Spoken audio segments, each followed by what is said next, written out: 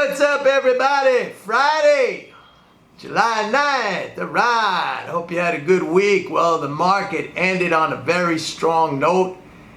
New records across the board, the Dow, the S&P, the NASDAQ, snapping back from that decline we had the other day.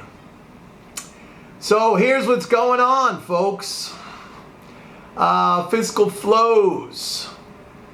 Now, this week, the average daily flow, the average daily net transfer for the week was like 29.4 billion. That was the lowest daily transfer, at least that 10-day average. I use a 10-day average. That was the lowest for the week, and it was the lowest in a week. All right. So it still kind of looks like these things are slowing down, but what I said yesterday was the deceleration is very, very modest. It's nothing big, but a little tiny bit of, slowdown, deceleration, a little tiny bit of leakage, if you want to call it that. Some good news in the banking numbers, though, and you may recall that I spoke about the possibility or the probability maybe that we're going to see another credit impulse in the week ending June 30th. That's the latest data. It just came out today.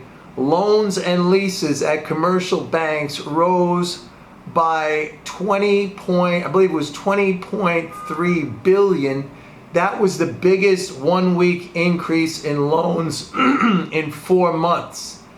And what's interesting, or I should say it makes sense, because that was the week we saw a record decline in reserve balances. Now, this is very instructive, so listen, because what you hear all the time, even from very, smart people on Wall Street, is that, the banks lend out the deposits. That does not happen, okay? And you see it in the numbers. We actually had a record 1 week decline in cash assets at the banks.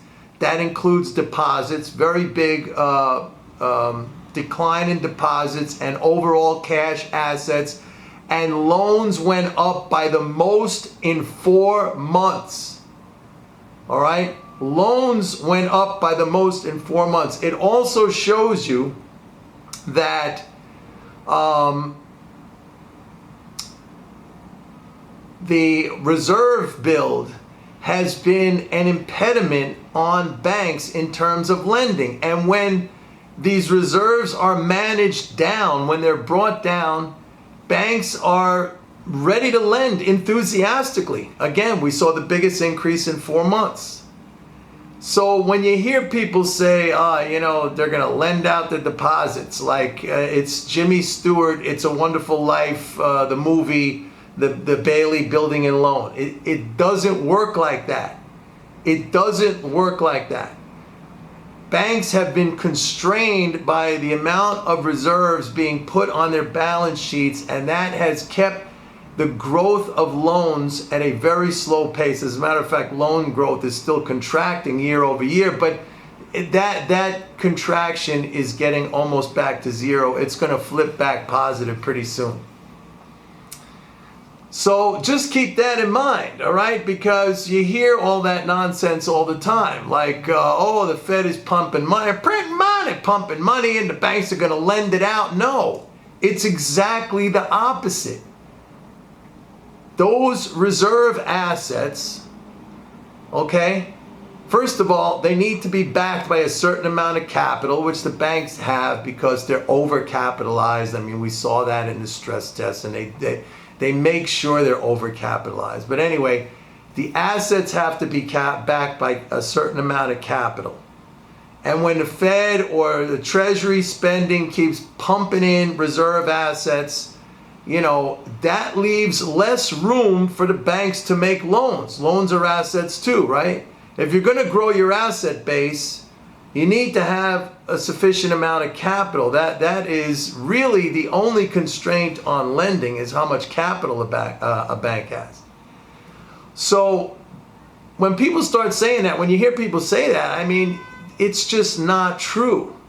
And we see this in the actual numbers. We see it happening before our eyes. I mean, it should be very easy to disprove this stuff. And it's kind of like incredible that these, these ideas and these beliefs persist. It's like the same thing, like you're printing money, it's going to cause inflation. Yet I can show a chart going back 50 years when the exact opposite is true. Or, they're printing money and rates are going to spike higher. I just watched the video this morning, as a matter of fact, where some guy, and he seems to be a nice guy, he's got a pretty popular YouTube channel, whatever. He's talking about, emphatically stating, wrongly I should add, that, okay, everybody listen, right? When rates go down, it's going to cause inflation because it makes credit easier or cheaper to get. Now don't forget, again, this whole, and vice versa, he was saying, when rates go up, that kills inflation because it makes credit more expensive, and that is deflationary. And again, there's two aspects to this that, it's completely wrong. Number one, the cost of credit is reflected in the cost of all goods and services. So a rise in interest rates sets prices higher, and vice versa. A reduction in interest rates sets the general price lower. Number one. Number two, it's a two-sided entry balance sheet, right? For every credit, there's a debit. For every asset, there's a liability. When you raise interest rates, okay, debtors lose out, but creditors and savers make the money. So it's just a redistribution of that income. And vice versa. When interest rates are lowered, then debtors benefit and creditors and savers lose out. We could look right now at the numbers in terms of interest on Treasury securities that the U.S. government pays. And because interest rates are really low, it is down something like 11 billion year over year. That's not a small number. Interest on Treasury securities down. Okay? So again, the numbers are there to disprove all of these notions and beliefs. Nobody seems to look at them. They just kind of ignore them and go on with these, these ideas that are false, these myths. The guy stated it very emphatically, and it was completely wrong. I had to stop watching it because it was just like, dude, the numbers are right there before your eyes. Anyway, so that's what's going on. The dollar was weaker today. I talked about that yesterday a little bit in my video, how we may have seen the bottom in reserve. That's the other thing, that I should mention, was that we had that week ending June 30th with a big increase in bank loans, but this week we saw a very large increase in reserves once again. So that's going to slow down lending once again. All right, so again, there's another example of how everyone has it wrong. A big increase in cash assets, which we'll see in the data next Friday. Loan growth is going to slow down. All right, so it's not like, hey, we got the money, we're going to lend it out. No, we got the money, now we got to slow down our loan growth.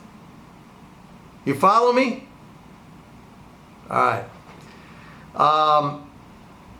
But all in all, good news for the banks. They look well positioned, and bank stocks look really attractive. Anyway, so that's it. I hope you have a nice weekend. Go to my website, pitbulleconomics.com. Sign up for a 30-day free trial of MMT Trading. See you next week. Bye.